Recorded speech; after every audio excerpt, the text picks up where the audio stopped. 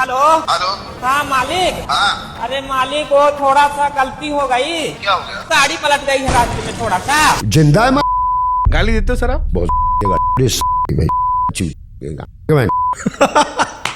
गाली इंपॉर्टेंट चीज है, एक एक्सप्रेशन है। लच्छू महाराज तबला प्लेयर सुबह 5:30 बजे मेरे घर आते थे। शंभू बहुत और हम बच्चे, अरे पापा जी को कौन गाली दे रहा है। थ्योरी इस पे हमने पढ़ी थी, गाली देने वाले लोग ज्यादा जिंदा रहते हैं। और वो जो प्राणायाम करते हैं वो लोग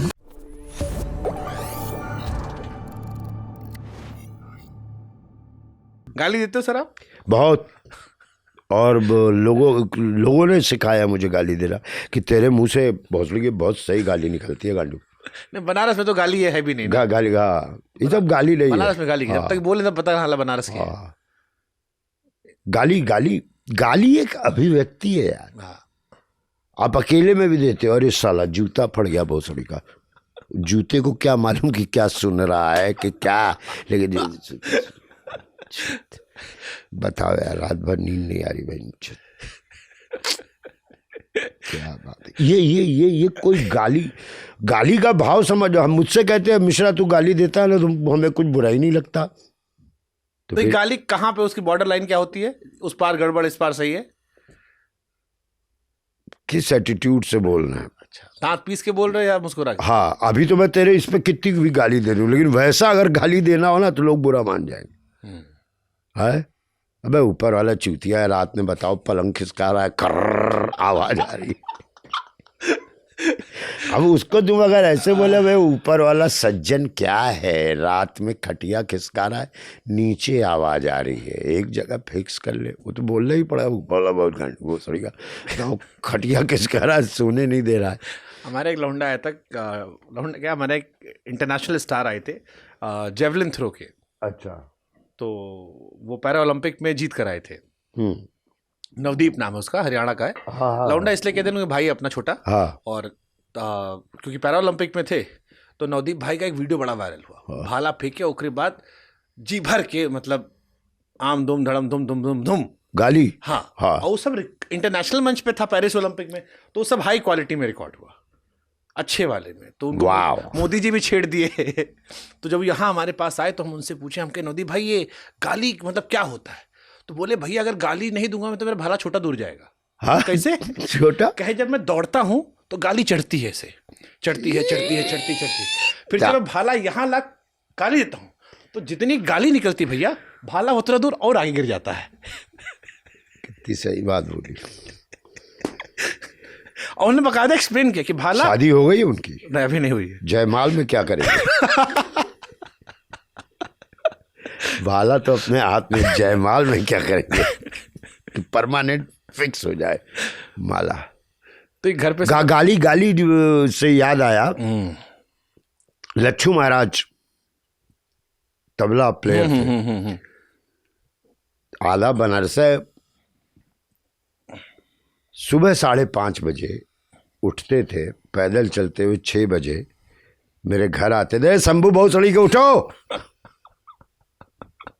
और शंभू मेरे पापा और हम बच्चे, अरे अंदर ही अंदर पापा जी को कौन गाली दे रहा है। अबे कब तक सोते रहोगे बे, उधर सरकारी नौकर बने।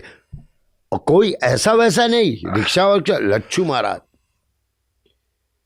तो एंड में उनके गुजरने के मुझे वो बहुत फैसिनेट करते थे। ऐसे लोग मुझे बड़े फैसिनेट करते थे। फक्कड़ आदमी कि गुरु ये जिंदगी ऐसे मिल जाए। है कौन? गोदई महाराज। आज उनके रिकॉर्ड्स हैं मेरे पास। वैसे वैसे लोग बड़ा फैसिनेट कर रहे। तो मैं उनके पास गया था, नंगे ही थे। आओ आओ अंदर आओ। तो अंदर का हम बड़ा घर था ना, कमरा। तो आप 3 दरवाजे, तो मैं उस दरवाजे से देख रहा था, मुझे लगा अकेले नंगे क्यों बैठे लच्छू महाराज जी। आओ भाई यहाँ आओ, क्या कर रहे हो, इधर आओ। अंदर उस दरवाजे से घुसे तो देखे इधर बड़े शिष्य बैठे हैं। हम कहीं इनको क्या हुआ, इतने सारे लोग, कौन हो तुमको हम कहीं देखे हैं। हम कहा मैं एक्टर हैं। तब यहाँ क्या करने आए हो? हम कहा आपको शंभूनाथ मिश्रा याद है, जिंदा है मादरचोद। हम कहे जी। अब मेरे ही पापा को बोल। ओ ये भोलेनाथ है जिंदा है माता चुप हुआ। हम कहा जी कहाँ बात कराओ। पापा जी लच्छू नहीं नहीं संजय, अब पापा जी हमारे घर में कमबख्त भी कोई बोल देना बहुत बड़ी बात। कमबख्त बोल दिया, साला वाला तो बहुत बड़ी गाली हो गई। नहीं संजय मत देना उनको, मत देना। हम कहे पापा जी वो बात करना चाह रहे हैं, कुछ अजीब से हो गए हैं, बात कीजिए। अरे मेरे ही फोन से गंगा की धारा तेज, मेरे ही फोन से मेरे पापा को गाली दे रहे, इससे बड़ा दबंग कौन होगा भाई। लाओ फोन दो, तुम्हारे फोन से तुम्हारे पास। तो गाली इम्पोर्टेंट चीज़ है, एक एक्सप्रेशन है, एक्सप्रेशन है एक गाली, बुरा नहीं मानना चाहिए, मतलब भाव समझ करके समझना चाहिए। बताओ गाय पीछे पड़ गई गांडू।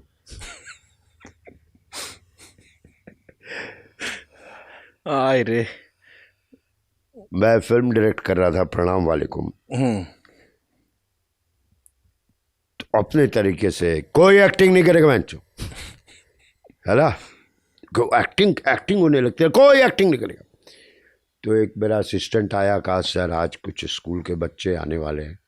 तो हाँ तो क्या, अच्छा आपको आइडिया नहीं रहता, आप गाली दे रहे हो ना, हाँ तो क्या, तो सर आप थोड़ा गाली वाली देखना चाहते हैं वो शूटिंग।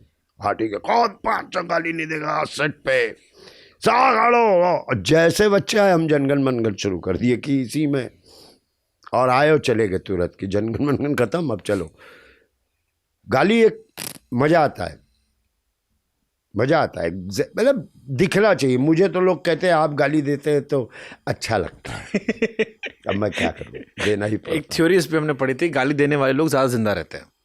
और वो जो प्राणायाम करते हैं वो लोग मैं दोनों का निष्कर्ष एक ही है। गाली वाले की थ्योरी आई थी, अमेरिका में एक स्टडी हुई थी जिसमें बताया गया कि जो आदमी गाली देता है उसका स्ट्रेस निकल जाता है, तो वो दिमाग में सोच लेके बैठा नहीं रहता है।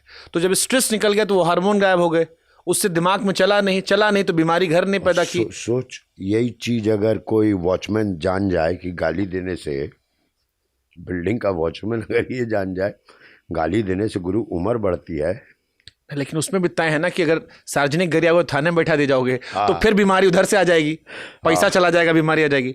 तो गरियाना अच्छा है, लेकिन जब तक लेकिन क्यों लगा है फिर, हाँ लेकिन उसमें लेकिन लगा है, हाँ लेकिन नहीं लगा होगा तो फिर हाँ कहाँ गरिया रहे हो, किसको गरिया रहे हो देख। ये मंत्र थोड़ा सोच के करना कि गाली देने से जिंदगी बढ़ती है, सोचो क्या होगा। लेकिन आप आजाद हो सके लिए। हाँ और सर एक उम्र के बाद जैसे कोई आदमी एक्टिंग, जैसे अभी आप इस फिल्म में लीड एक्टर हो, इससे पहले भी आपकी फिल्म आई थी उसमें लीड एक्टर आप थे। अब एक उम्र के बाद आदमी सोचता है कि यार सीनियर एक्टर मतलब दादाजी, पिताजी, साइड किरदार, छोटा किरदार। दौर बदल रहा है या आप लोग को लेके अब फाइनली बॉलीवुड में अच्छा कंटेंट बनने लगा? Content, best is content.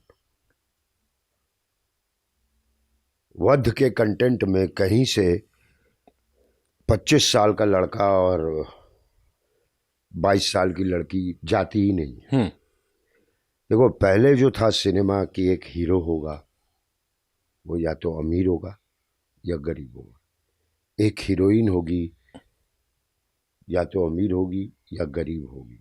Bharatiya Yuva के पास प्यार करने के अलावा और दूसरा कोई काम ही नहीं। तभी तो 140 करोड़ हो गए।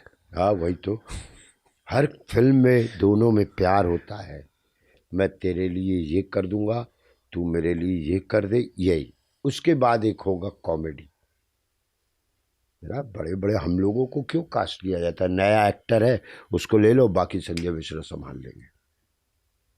वो एक्टर है महमूद, ये एक्टर है जॉनी वॉकर संभाल लेगा। मतलब फिर एक कॉमेडियन, वही हीरो हीरोइन, उनका कोई कॉमेडियन, एक दुष्ट बाप या गरीब बाप, वो ये बन जाएंगे।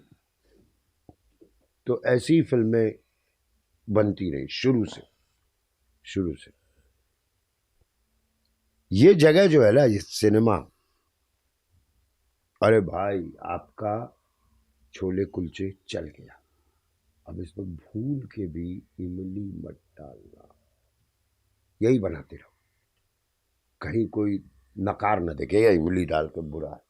तो वैसे ही फिल्मों का है, दौर था कि अब बड़ा डकैतों पर फिल्म बनेगी, सब डकैत बन गए। डकैते पर पिक्चर है, 90 में कॉमेडी बनी, सब कॉमेडी बनने की, कॉमेडी ही बनाओ, सब कोई कॉमेडी, सब कोई कॉमेडी।